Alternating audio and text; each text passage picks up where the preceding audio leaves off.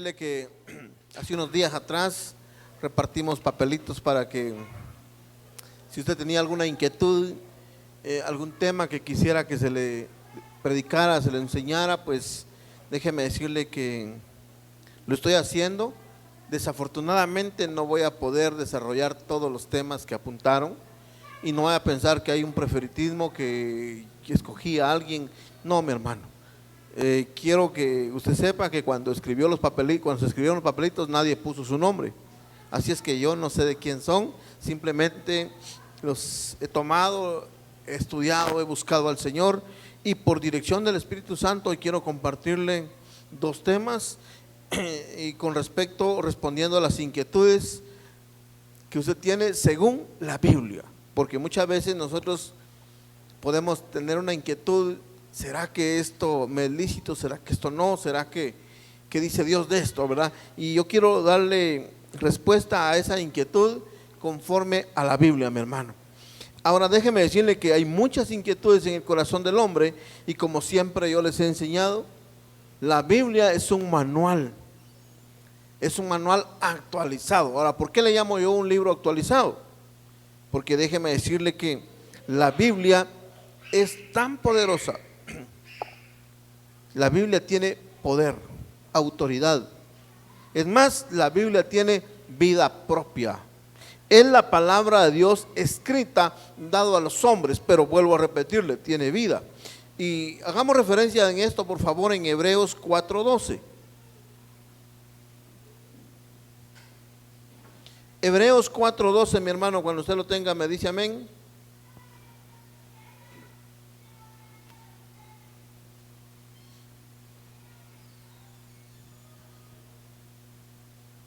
Hebreos 4:12, ¿lo tiene? Porque la palabra de Dios es viva y eficaz y más cortante que toda espada de doble filo, penetra hasta partir el alma y el espíritu, las coyunturas y los tuétanos, y discierne los pensamientos y las intenciones del corazón. Entonces la palabra del Señor es viva y eficaz para la vida del ser humano. Ahora, la Biblia es la palabra de Dios escrita, no importando la versión, el año de su revisión, el tipo de lenguaje que usted tenga, sin importar si es un libro físico o electrónico. Pero de algo estoy muy seguro: cada libro, cada versículo, cada texto que usted lea tiene vida y hace que sea transformado, ministrado, y por efecto de que es una palabra viva, produce cambios, el hacer cambios en usted. Eso es donde usted puede notar que la Biblia es viva y eficaz. Segunda carta a Timoteo 3:16, por favor.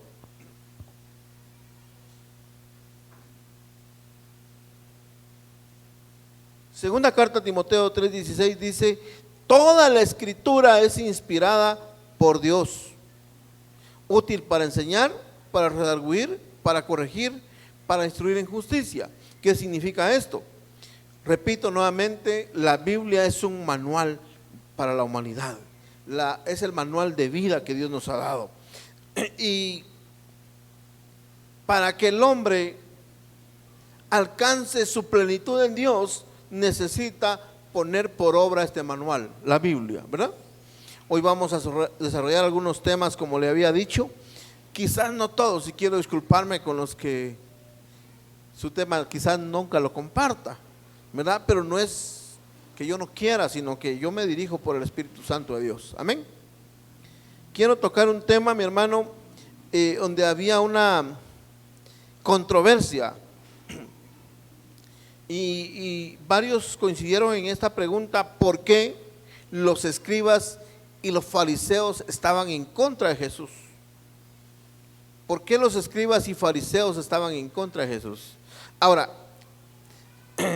déjeme explicarle, antes de poder desarrollar esto, por qué los fariseos y los escribas estaban en contra de Jesús. Déjeme decirle, quiero explicarle qué es un fariseo, qué es un escribano, qué es un saduceo, porque hay un tercer grupo que se llama los saduceos.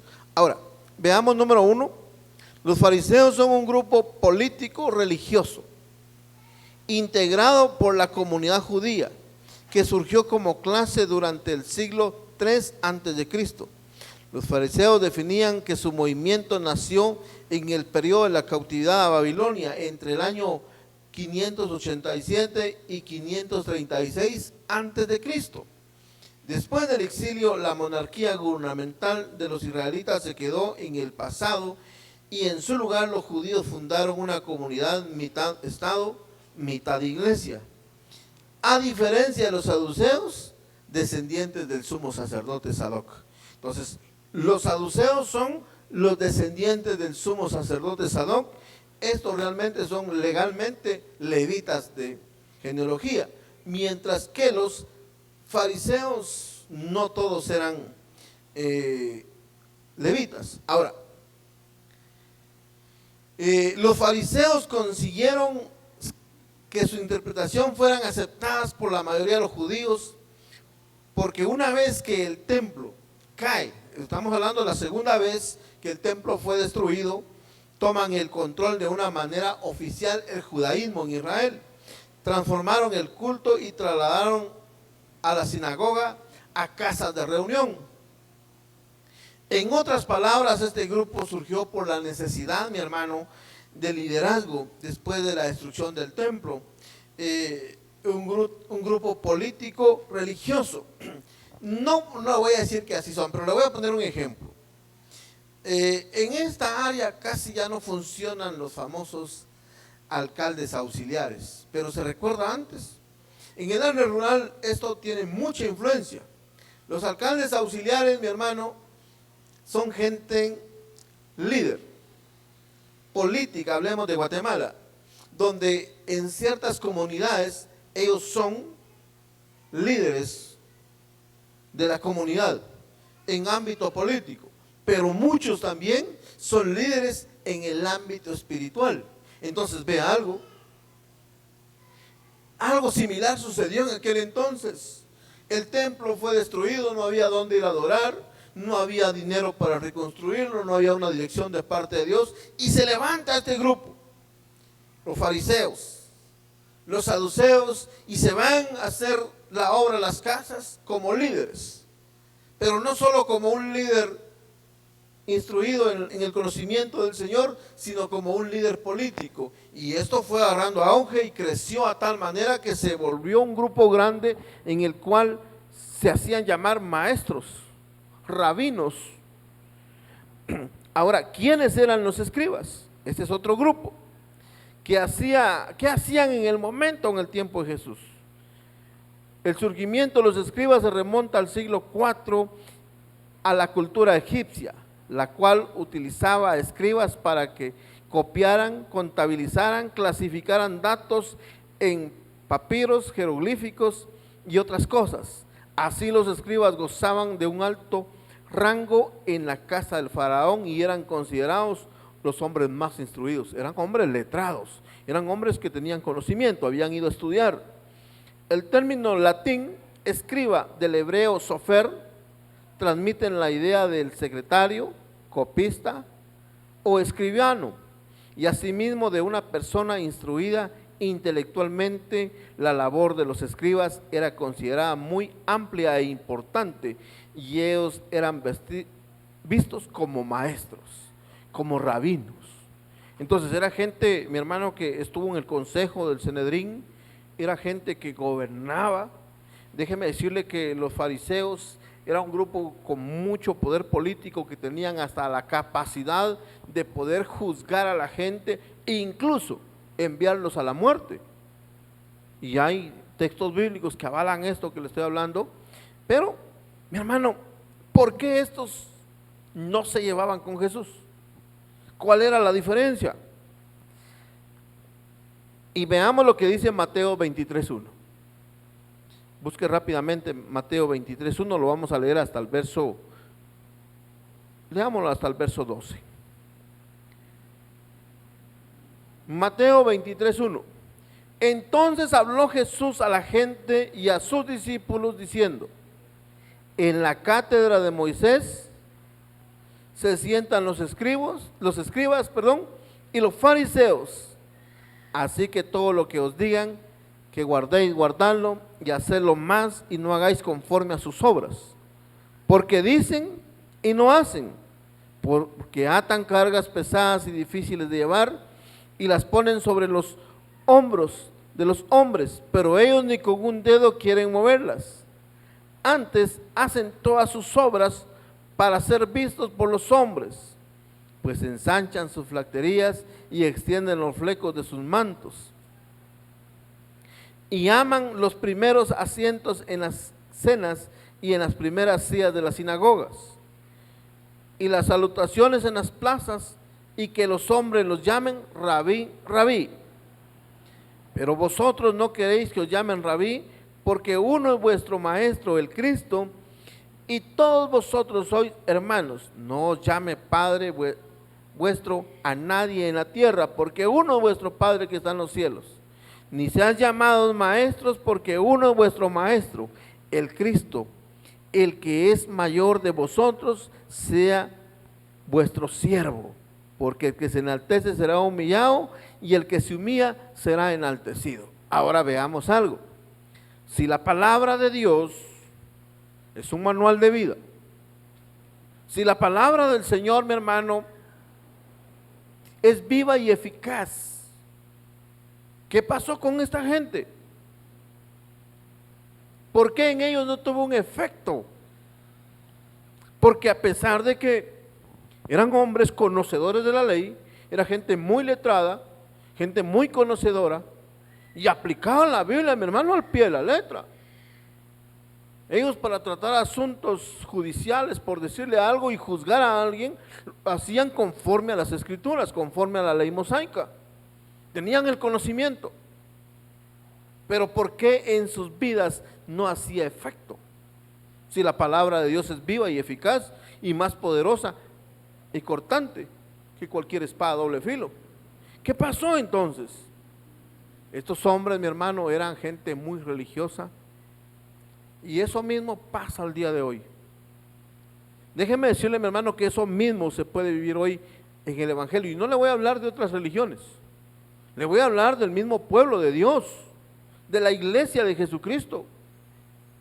Hay mucha gente, mi hermano, que conoce de la palabra, sabe de la Biblia, pero solamente la utiliza para escudarse, solamente la utiliza para atacar, para menospreciar a la gente con esto. Es que la Biblia dice, y entonces humillan a la gente, oprimen a la gente, mi hermano, en vez de hablarles del amor de Dios. ¿Está conmigo? Vea, qué difícil. Y nosotros tenemos que tener ese gran cuidado, porque mucha gente, mis hermanos, lee las escrituras, sí, la lee, pero con el único beneficio de oprimir a la gente, de juzgar y condenar, cuando, déjeme decirle, esto no es un don de los hombres, juzgar y condenar a los demás. Por eso, mi hermano, hay mucho cristiano evangélico que se ha convertido en fariseo, se ha convertido en saduceo, se ha convertido en un mal representante de la ley de Dios.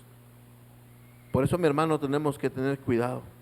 Vea lo que dice el verso 13, 14, 15, y si pudiera seguir leyendo los demás versículos, por cuestión de tiempo no lo voy a hacer, pero leamos 3. En el verso 13 dice: mas ay de vosotros, escribas y fariseos hipócritas, porque cerráis el reino de los cielos delante de los hombres, pues ni entráis vosotros ni dejáis entrar a los que están entrando.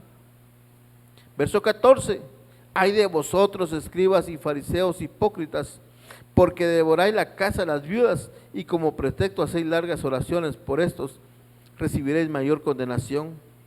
Ay de vosotros, escribas y fariseos hipócritas, porque recorréis mar y tierra y hacéis prosélito, y una vez hecho, le hacéis 2 veces más hijos del infierno que vosotros. Vea, mi hermano, cómo habla el Señor de los fariseos, porque era que estos no llevaban a Jesús. Y le voy a dar como un resumen, mi hermano, de lo que le estoy enseñando. Los fariseos y escribanos no aceptaban a Jesús porque eran unas sectas, así lo menciona la Escritura, eran sectas, dice Jesús. Sectas que pretendían adorar a Dios. Déjeme decirle, mi hermano, que estas sectas no fueron puestas por Dios. Estas fueron puestas por los hombres. Y como fueron establecidas por los hombres, cuando Jesús vino a la tierra con señales, milagros, prodigios y maravillas, ellos se asombraron. Y ellos decían, ¿por qué nosotros no hacemos esos milagros que Él hace? Si servimos al Dios. Pero lo hacían en su carne. Nunca lo hicieron en el Espíritu. Por eso, mi hermano, para que un hombre cristiano el día de hoy, una mujer, no se convierta en un fariseo, en un escribano, en un saduceo, necesita que la palabra penetre a su corazón, a su alma, a su entendimiento, y que cuando la lea, no lo haga buscando un beneficio propio, sino buscando el beneficio de los demás, buscando agradar a Dios y no a los hombres. ¿Está conmigo? Ese debe ser el beneficio. Señor, te quiero agradar, quiero ser mejor cada día, quiero ser un hombre, una mujer diferente, quiero hacer conforme a tu voluntad. Entonces la palabra, como es viva y eficaz, está entendiendo lo que usted y yo queremos de ella y empieza a tomar efecto. En estos hombres nunca tomó ese efecto, porque ellos lo que querían era sentirse grandes, importantes. Gente que decía una cosa pero no lo hacía. Como que yo les dijera, mi hermano, el 14 vamos a dar un ayuno en la iglesia, y yo no estoy en ayuno, ¿verdad? Les repito y les recuerdo, el 14 de este mes iniciamos el ayuno de Daniel a las 6 de la tarde y lo rompemos el 4 de noviembre. Pero imagínense que yo convoco a la iglesia a ayuno y mi hermano, yo comiendo pollo. ¿Será correcto y agradable? ¿Verdad que definitivamente no? Porque el que debe ir a la cabeza soy yo. Yo debo dar ese ejemplo. Entonces, mi hermano, esto mismo pasa con la palabra del Señor. Tenemos que tener mucho cuidado de no caer en manos de Satanás, porque esos espíritus inmundos que tomaron posesión de los fariseos, de los escribanos y los saduceos, ese mismo espíritu anda rondando el día de hoy. Aunque en aquel entonces no todos eran malos, porque algunos sí era gente temerosa del Señor y actuaban con un corazón diferente, pero la mayor parte no. ¿Está conmigo? Ahora, hay otra interrogante, mi hermano, que me hicieron y me gustó este tema también porque no fue uno, sino fueron varios los que preguntaban, y le voy a decir las interrogantes que estas personas tenían o tienen. ¿Por qué los cristianos no podemos participar en política? Otra pregunta era, ¿es posible que los hijos de Dios puedan participar en política? ¿Usted qué dice, mi hermano? Algunos dirán sí, algunos dirán no. Yo les voy a explicar. Pero antes de entrar en detalle debemos de saber qué es política. ¿Qué dice el diccionario como política? Política dice que es la ciencia que trata del gobierno y las organizaciones de las sociedades humanas, especialmente de los estados. Segunda definición, dice actividad de los gobiernos, actividad de los que gobiernan o aspiran a gobernar los asuntos que afectan a la sociedad o a un país. Ahora, ¿qué dice la Biblia respecto de esto? ¿Se puede o no se puede participar en política? Mi hermano, yo no voy a acomodar pasajes bíblicos aquí, sino que solo les voy a dar evidencia de lo que la Biblia nos enseña. No es que esté acomodando pasajes a esto. Lo que le puedo decir es que la palabra de Dios es viva, es eficaz y que es un manual para toda la vida. ¿Por qué? Porque es palabra de Dios y es palabra viva. ¿Está conmigo? Busque segunda carta a Timoteo 2:4, por favor. Y alguien que lo pueda leer en voz alta.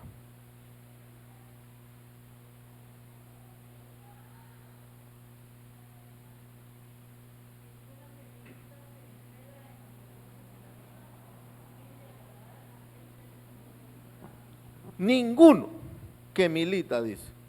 Oiga bien, ninguno que milita se enreda en los negocios de la vida en fin de agradar a aquel que lo tomó por soldado. Significa que ninguno que ha puesto las manos en el arado, ninguno que está en la presencia del Señor, número uno, sirviendo, dirigiendo, predicando, enseñando, no puede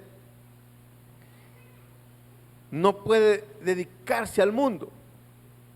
Ninguno que en algún momento de la vida compartió una guía, predicó, aunque sea una persona, le predicó, ya puso las manos en el arado, perdón. Entonces no puede y no es digno de mirar para atrás. Ninguno que milita puede enredarse ya en los negocios de la vida. ¿Está conmigo? Ahora veamos qué dice la Constitución, mi hermano. Y le voy a leer el artículo 186 de la Constitución de la República de Guatemala. Prohibiciones para optar a los cargos de presidente o vicepresidente de la República. No podrá optar al cargo de presidente o vicepresidente de la República. Inciso A, el caudillo, ni los jefes de un golpe de Estado, revolución armada o movimiento similar que haya alterado el orden constitucional, ni quienes, como consecuencia de tales hechos, asuman la jefatura de gobierno. Inciso B, la persona que ejerza la presidencia o vicepresidencia de la República cuando se haga la elección para dicho cargo o que hubiese ejercido durante cualquier tiempo dentro del periodo presidencial en que se celebren las elecciones. En otras palabras, no puede haber reelección de presidente y vicepresidente. Inciso C, los parientes dentro del cuarto grado de consanguinidad y segundo de afinidad del presidente o vicepresidente de la República, cuando este último se encuentre ejerciendo la presidencia, y los de las personas que se refiere el inciso primero de este artículo. Inciso D, el que hubiese sido ministro de Estado durante cualquier tiempo de 6 meses anteriores a la elección. Inciso E, los miembros del ejército, salvo que estén de baja o en situación de retiro, por lo menos 5 años antes de la fecha de convocatoria. Déjeme decirle que esto sí lo cumplen ellos. Y esto le puedo decir que es bíblicamente, porque ninguno que milita se puede enredar en los negocios. Y ningún militar, mi hermano, dice aquí que puede meterse a política. Es más, ellos ni el día de las elecciones no ejercen el voto. Ellos quedan exentos de eso, ellos no ejercen el voto ni son electos. Y a menos de que un militar sea retirado 5 años después, puede elegirse. Ahora, veamos el inciso F. Los ministros de cualquier religión o culto no pueden. Inciso G, los magistrados del Tribunal Supremo Electoral tampoco. Entonces vea, los ministros de cualquier culto o religión no pueden elegirse, no pueden enredarse.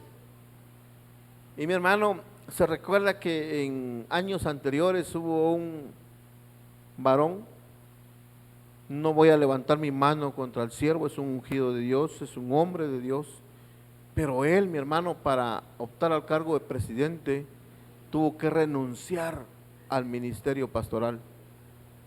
¿Sabe usted de quién le hablo? Del pastor Harold Caballeros.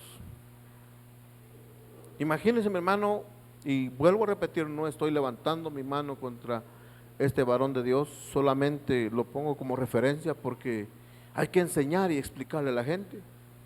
Él renunció al pastorado para optar al cargo de presidente y aún así no fue inscrito. Aún así no fue tomado en cuenta. Yo pregunto, mi hermano, ¿habrá algo más valioso que el llamamiento ministerial? Definitivamente no. Ni con el oro o la plata que a mí me ofrecieran, yo no dejo el ministerio pastoral.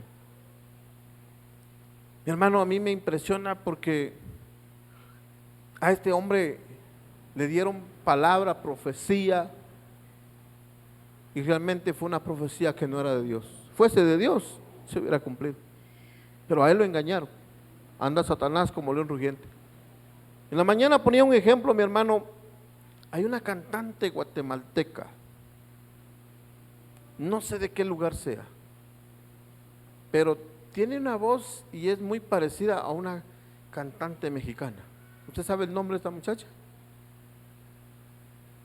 ¿Alguien sabe el nombre de una cantante guatemalteca que acaba de surgir, que tiene la voz similar a una mexicana? ¿Alguien sabe el nombre? Dígalo si lo sabe. Ana González. Mire, a mí me impresiona esta muchachita, la convicción que tiene delante de Dios. Y yo ponía este ejemplo en la mañana de esta Ana González. A esta muchacha, yo digo que el nombre de ella ha de sonar como usted no tiene idea en el cielo. Un grupo mexicano la quiso contratar pagándole más de 1.900.000 quetzales. Imagínense cuánto es eso. Es un dineral de una sola para salir de pobre y ser millonaria, de una sola y alcanzar la fama y el éxito. Pero ¿sabe qué dijo? Que lo que ella tiene es un don de Dios y que no lo puede negociar con el mundo. ¡Wow! ¡Qué impresionante! Rechazó la oferta de 1.900.000 quetzales y dijo no, porque ese talento Dios me lo dio para glorificar su nombre. Mi hermano, esa muchacha en el cielo a ser tan reconocida por los ángeles. Ese nombre, esa muchacha ya anda sonando por todo el reino celestial, porque no hay nada más valioso que hacer tesoros en el cielo, mi hermano, y no en esta tierra. Por eso le digo, desafortunadamente hay mucho hijo de Dios, cristiano evangélico, que se ha metido a la política, que ha metido sus manos en la política. Y hay muchos políticos que se han ido a meter a las iglesias también para obtener votos. Hermano, tenemos que tener un gran cuidado con eso. Y la otra interrogante era, ¿por qué los cristianos no podemos participar en política? ¿Qué dice la Biblia? Si ya vimos que los que se enredan en los negocios no son dignos. Vea qué dice la segunda carta a los Corintios 6:14.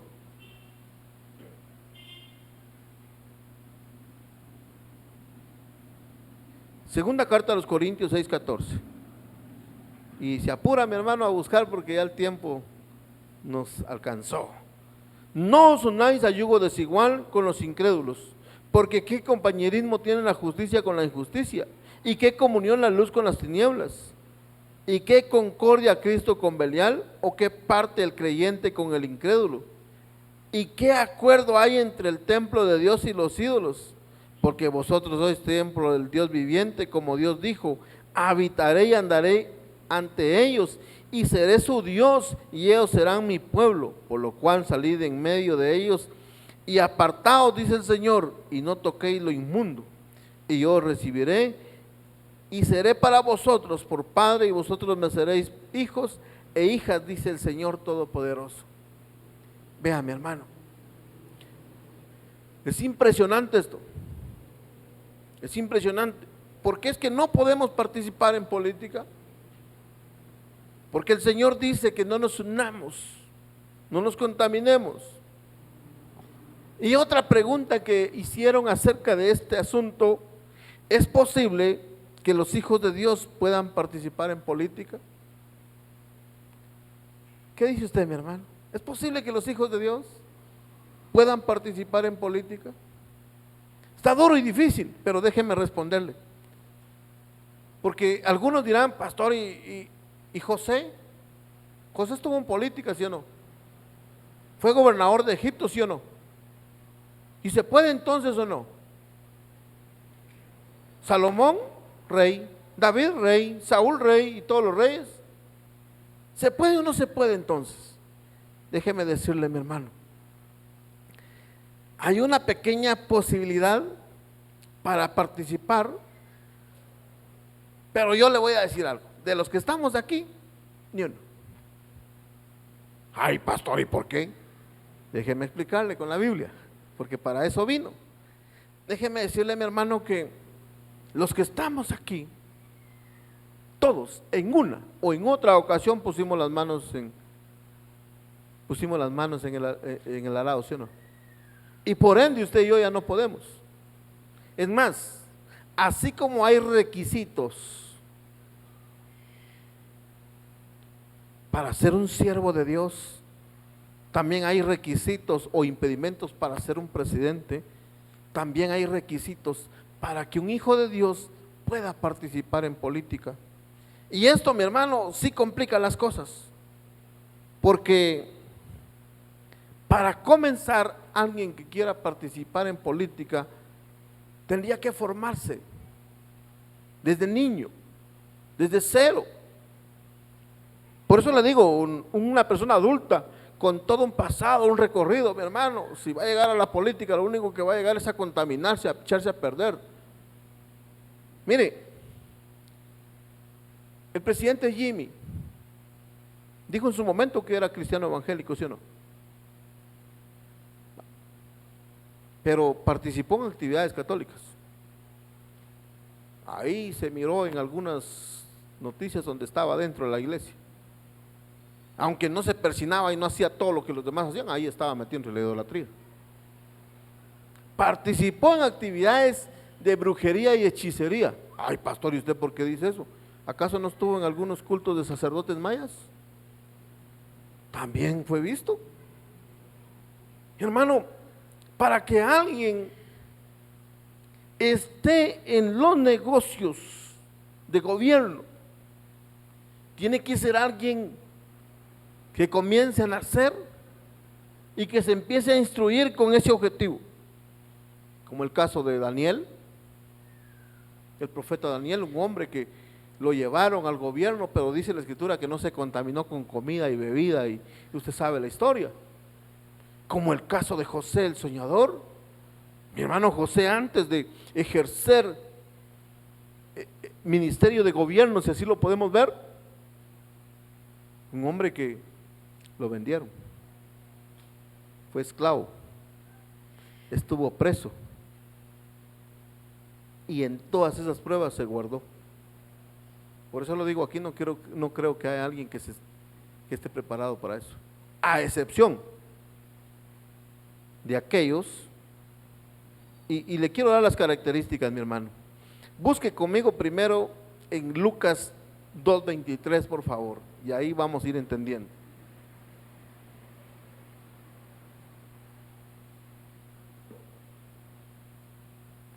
Y si se apura, mi hermano, porque ya el tiempo nos alcanzó. Lucas 2:23, como está escrito en la ley del Señor. ¿Qué dice su Biblia?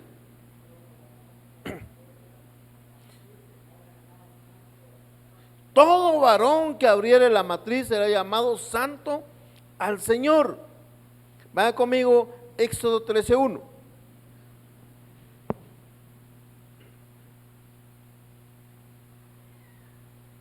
Éxodo 13:1. Jehová habló a Moisés diciendo: conságrame todo primogénito, cualquiera que abre matriz entre los hijos de Israel, así de los hombres como de los animales. ¿Qué dice? Mío es. Ahora vaya a la carta a los Hebreos capítulo 12, verso 23. A la congregación de los primogénitos que están inscritos en los cielos, a Dios el juez de todos, a los espíritus de los justos hechos perfectos. La congregación de los primogénitos. Entonces, ¿qué significa esto? Que si un varón creyente, temeroso de Dios, puede participar en política, sí se puede, hay una opción, pero tiene que ser el segundo hijo varón, no el primero. porque todo primogénito es del Señor. Si en una familia solo hay un varón, aunque sea el segundo, aunque sea el tercero, aunque sea el cuarto, aunque sea el quinto, tampoco puede. Pastor, ¿y cómo así? Si es el segundo. No, es que la primogenitura no cuenta con las mujeres. Uy, pastor, ¿y usted qué está hablando? Algunos, ¿verdad? Bien, mi hermano, con las mujeres no cuenta, y le voy a explicar con la Biblia. Número uno, usted sabía que Jacob tuvo 13 hijos, 12 varones y una mujer llamada Dina. Ni es la primera ni es la última, pero no fue contada. Aún cuando el padre sabía que José no estaba, que no existía, que lo habían vendido, tampoco se tomó la decisión de levantar a esta mujer como una tribu. No pasó así, solo a los varones. Entonces, ¿por qué le hablo a mi hermano de esto? Y no es que sea machista o que se esté hablando a favor de los hombres, no. Es conforme a las escrituras. Por eso le vuelvo a explicar. Un hijo puede participar en política si es el segundo hijo varón, el tercero, el cuarto, el quinto hijo varón. Del segundo para atrás pueden participar, siempre y cuando él quiera ser político. 2, si él no ha puesto las manos en el arado. ¿Está conmigo? Porque si participó en alguna pequeña o grande actividad de la iglesia, perdone, ya puso las manos en el arado, ya no puede. Pero algunos están, explíqueme del primogénito, ¿verdad? Vea, vaya conmigo al libro de Números, capítulo 27, verso 1.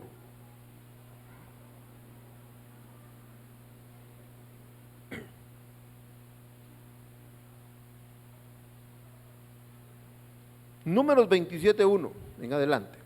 Vinieron las hijas de Zelofed, hijo de Fer, hijo de Galaad, hijo de Maquir, hijo de Manasés, de la familia de Manasés, hijo de José, de los hombres de las cuales eran Maala, Noa, Ogla, Milca y Tirsa, 5 mujeres. Y se presentaron delante de Moisés, delante del sacerdote Eleazar y de los príncipes de toda la congregación a la puerta del tabernáculo reunión y dijeron: nuestro padre murió en el desierto y él no estuvo en la compañía de los que se juntaron contra Jehová en el grupo de Core, sino que en su propio pecado murió y no tuvo hijos. Bueno, y no está diciendo que ellas eran hijas de este hombre, ¿ve? Entonces, ¿de qué está hablando? No tuvo hijos, hijos varones. ¿Está conmigo? Hijas tuvo, pero no tuvo hijos varones. Sigamos entonces. Verso 4.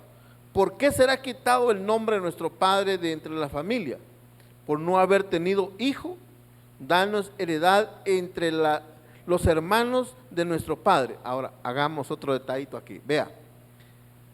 Por no haber tenido hijo hombre, iba a ser quitado. Ahora, cuando a usted le nace una hija mujer, en la hija mujer, allí se termina su generación, su genealogía. Porque el día que la hija se case, el esposo de la madre, el apellido de la madre hace tiempo que desapareció. Ella adquiere un nuevo apellido y es el del padre, ¿sí o no? Del esposo, perdón. Entonces, cuando le nacen hijos a esta mujer, el primer apellido es del varón y el segundo es el de su padre, el de la mamá ya desapareció. Y ahí se acabó, hasta ahí llegó. Y el hijo varón se lo traslada nuevamente a sus hijos varones y sigue, y entonces las familias crecen y son grandes. Por eso hay familias que desaparecen, se acaban, porque no hubieron varones que continuaron este legado. ¿Está conmigo? Entonces, por eso es que la primogenitura no le cuenta a una mujer. Si una hija mujer nació primero, bueno, gloria a Dios por ella, pero no es primogénita, sino que el primogénito podrá ser el segundo, el tercero, hasta que venga varón. ¿Está conmigo? Sigamos. Verso 5. Y Moisés llevó su causa delante de Jehová, o sea, le presentó este tema al Señor. Verso 6. Y Jehová respondió a Moisés diciendo, bien dicen las hijas de Zelofead, les daré la posesión de una heredad entre los hermanos de su padre, y traspasarán la heredad de su padre a ellas. Y a los hijos de Israel hablarás diciendo, cuando alguno muriere sin hijos, traspasará su herencia a su hija. Si no tuviere hija, daréis su herencia a sus hermanos. Y si no tuviere hermanos, daréis su herencia a los hermanos de su padre. Y si no tuviere, si su padre no tuviere hermanos, daréis la herencia a su pariente más cercano de su linaje. Y de este será para los hijos de Israel, esto será por estatuto de derecho. Oiga bien, estatuto de derecho, como Jehová mandó a Moisés. Entonces, mi hermano, el estatuto de derecho significa que primero es el varón, la primogenitura del varón. Si usted es el segundo, el tercero de los hijos de su familia, de su casa, mi hermano, quizás usted sí pueda participar en política, si usted no ha puesto las manos en el arado. Pero si en algún momento las puso, olvídese. ¿Está conmigo? Entonces tenemos que levantar una generación nueva. Tenemos que levantar una generación conforme al corazón de Dios. La familia que solo tiene un varón en casa, olvídense que va a haber política, porque eso es imposible. Tiene que ser un segundo. Y si no hay, ahí, olvídese de políticos en su familia. ¿Está conmigo? ¿Por qué, mi hermano? Por eso es que los cristianos no podemos participar en política, porque se nos reduce. Es más, el niño cuando empieza a crecer, usted no va a decirle a uno, mira, vos no te metes en nada en la iglesia. No puede hacerlo. Y si el niño pone las manos en el arado, nunca más podrá participar en política. No sé si me logro explicar. Ahora, para que participe, tendría que pasar un proceso como el de José. ¿Y dónde me deja el de Daniel? Mi hermano Daniel se fue de esclavo también a Babilonia. José se fue de esclavo a Egipto. ¿Quién quisiera que alguno de sus hijos fuera esclavo con tal de que sea presidente de Guatemala? Ninguno, ¿verdad? Ninguno. Entonces, mi hermano, nosotros tenemos que tener un gran cuidado. ¿Qué tenemos que hacer entonces? Necesitamos rogar al Señor para que nos guarde. Necesitamos rogar al Señor que nos dé un presidente conforme a su corazón. Necesitamos rogar porque hayan magistrados, porque hayan diputados conforme al corazón de Dios. Pero no podemos participar en la política, porque si participamos en la política nos vamos a volver como los fariseos. ¿Está conmigo? Y no podemos caer en el fariseísmo, pero hay muchos cristianos que se han enredado en la política. Así es que si estas próximas elecciones ya le fueron a decir, mira hermano, lo miramos como un buen cristiano, como un ejemplo de su comunidad, usted diga, no, muchas gracias, ¿verdad? Yo estoy bien delante del Señor y solo quiero mejorar, ayudar a mi prójimo, no eso. ¿Está conmigo? Entonces, mi hermano, esas son las respuestas que le puedo dar. ¿Es posible que los hijos de Dios puedan participar en política? Sí. Queda una opción, pero ya le expliqué. Tienen que haber más de un varón en casa. Tendría que ser el segundo hijo. No lo puede obligar. A él le tendrían que gustar las ciencias políticas. Pero tener mucho cuidado que él no ponga las manos en el arado. Tendría que prepararlo de una manera bien especial. En otras palabras, mandarlo a vivir al extranjero, ¿verdad? Entonces, está bien complicada la cosa, ¿sí o no? Sí, no digo que no. Hay una puerta, pero hay especificaciones. Por eso, mi hermano, si es posible que los hijos participen, un hijo de Dios pueda participar en política, sí, pero hay requisitos. Los cristianos, ¿por qué es que no debemos participar en política? Porque no nos podemos unir a yugo desigual. ¿Está conmigo? Póngase de pie, mi hermano, y vamos a orar esta mañana para que el Señor lo bendiga, lo guarde, lo cubra y ministre su vida.